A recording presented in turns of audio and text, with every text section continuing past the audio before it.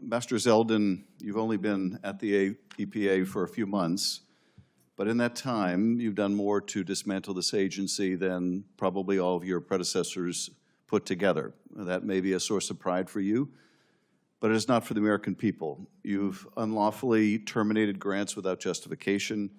You've fired and pushed out some of the best scientists who inform EPA's decision-making. You refuse to spend money that Congress has appropriated to the EPA by law.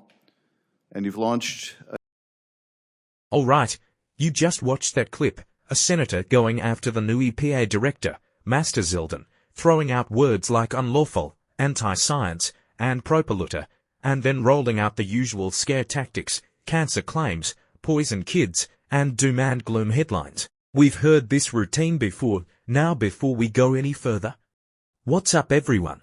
Welcome back to Freedom's Voice, the channel where we call out political spin, expose government overreach, and bring you straight up truth without the media filter. If you care about freedom, accountability, and keeping America strong, make sure you subscribe, tap the like button, and leave a comment below.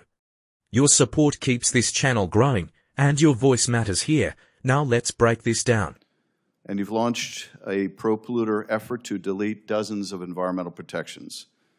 On top of all this, you've launched an effort to overturn California's Clean Air Act waivers that improve the quality of air breathed by 40 million Californians and by millions more in other states who have adopted California's high standards.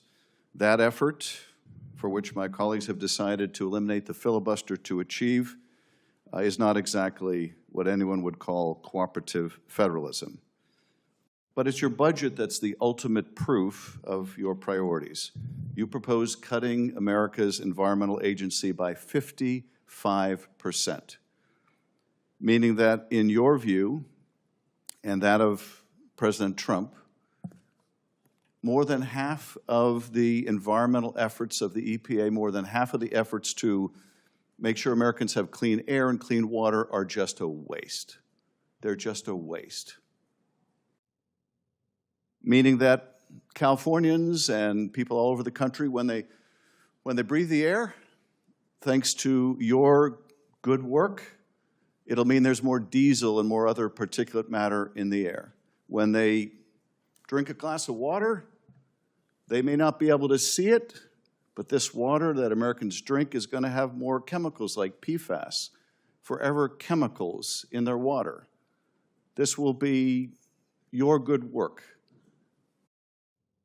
I want to be very specific about the legacy you're going to leave if you're successful in eliminating half of our efforts to clean our water and our air. Your legacy will be more lung cancer. It'll be more bladder cancer. It'll be more head and neck cancer. It'll be more breast cancer. It'll be more leukemia and pancreatic cancer, more liver cancer, more skin cancer, more kidney cancer, more testicular cancer, more colorectal cancer, more rare cancers of innumerable varieties. That will be your legacy. I don't know that that's a legacy that anyone should want to have. My kids are going to be breathing that air just like yours. My family's going to be drinking the water just like yours. We may not be able to pinpoint just who gets cancer because you've done away with half the budget of those looking out for our clean water and clean air. But it's going to be somebody's kids. It's going to be somebody's family. To put this in more specific terms, there are 22 grants frozen by the EPA focused on improving health and reducing pollution, many of which directly impact children. For example, one project in Santa Ana, California, provided funding to help detect and prevent lead poisoning in children. According to the census, about 10% of the population in Santa Ana are under the age of 9. For the population of about 310,000 people, that means that 31,000 children are at risk of lead poisoning in Santa Ana without this funding. What is it about this grant that you and EPA believe is problematic enough to freeze this funding and put potentially 31,000 children at risk? Senator, who is the grant applicant? This is to the city of Santa Ana.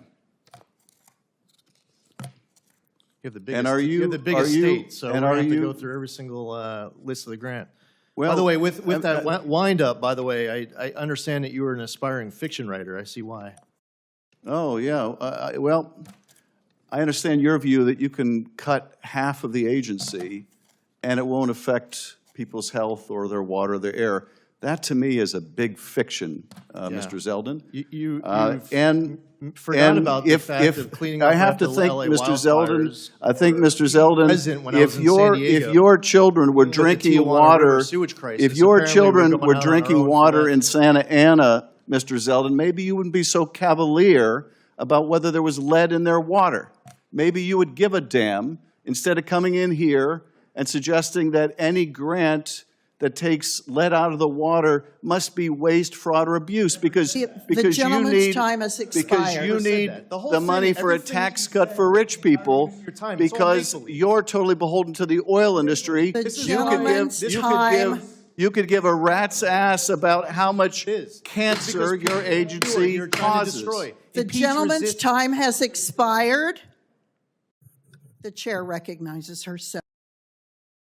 This senator isn't outraged because the environment is suddenly in danger. They're upset because someone finally stepped into the EPA and started asking uncomfortable questions. Where the money's going, who's cashing in, and whether any of it is actually helping the American people. They claim grants were illegally frozen, but what they don't tell you is that the EPA has been handing out massive sums for years with almost no real oversight.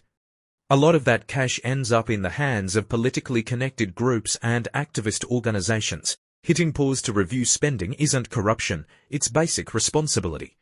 Then comes the meltdown over the budget cut.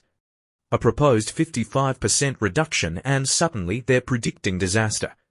But bigger government budgets have never guaranteed cleaner air or safer communities. Most of the time, it just means more bureaucracy, more waste, and more power concentrated in Washington. They also keep repeating that line about scientists being fired. What they leave out is whether those individuals were doing real, unbiased research or pushing political agendas under the label of science. Science should inform policy, not be used as a political weapon. And let's talk about California's Clean Air Act waivers. This is where the truth really shows. California wants special rules that end up forcing the rest of the country to follow their extreme policies. That hurts truckers, farmers, small businesses, and working families who can't afford higher costs and unreliable energy. Forcing electric mandates before the country is ready only makes us more dependent on foreign supply chains, especially China. This isn't about protecting future generations, it's about protecting political power. For years, the EPA has been used as a tool to push ideology instead of common sense, and now that's finally being challenged.